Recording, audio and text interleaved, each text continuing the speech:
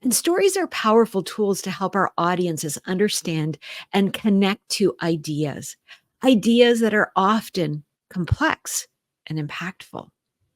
So, how do you use story as a business tool?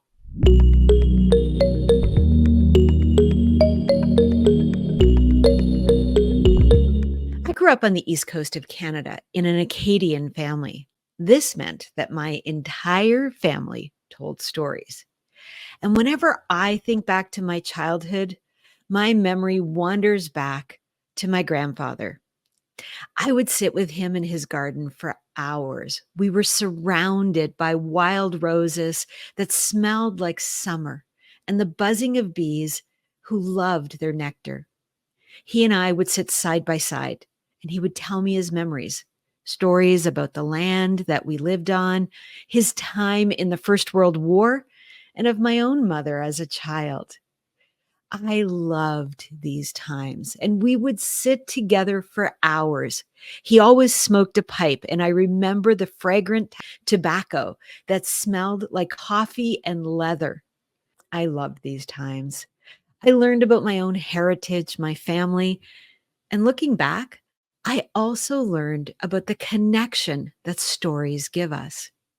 To this day, when I smell pipe tobacco or wild roses, I am instantly transported back to my own childhood, and I feel those carefree moments of childhood. Of course, our lives are much more complex now, but stories still connect us to those memories that have us emotionally connected to other times. This is the magic of storytelling. And stories are powerful tools to help our audiences understand and connect to ideas that are often complex and impactful. So, how do you use story as a business tool? Well, you need to start off by being intentional and focused and develop a clear narrative that evokes an emotional response from your audience while also conveying meaning that you want them to remember and take away. I call this idea centric storytelling. And the way that you do that is you craft your story in advance. So you think about that story, but you start with the idea you want to convey because it's important that you know what you want your audience to take away before you find the story you want to tell to convey that idea. So, how do you do that?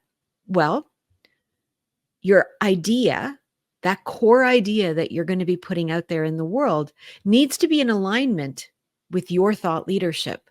Now, it might be said slightly differently because the audience perhaps comes from a different background, or maybe you're focusing in on a different aspect of your thought leadership, but it needs to align to that core thought leadership. Write this out. The idea in this case, what you're putting forward in your presentation, we call this a statement of purpose. This is the purpose of your entire presentation, and it's going to become the destination point for the story that you're going to intentionally craft to hold that idea. Because that statement of purpose is the main idea. It's the one thing you want your audience to remember if they remember nothing else about your presentation. It's about one or two sentences in length. And yes, you are actually going to say it out loud to your audience. Now that you know what you want to convey, you have to find a story that will be help you to convey it emotionally and with lots of context. The SOP is the destination for your story. Your presentation will start with your story, and you tell it in lots of detail, just the way that I told my grandfather's story earlier. Use emotional and sensory language. I used words like wandering and I gave you smells and sounds, and even to some degree, tastes. These are important because these are the areas that light up your audience's brain and get them filling in the blanks with their own memories and following along your story as if it were their own. And when you get to a critical tension point in that story, that's where you're going to transition to your statement of purpose.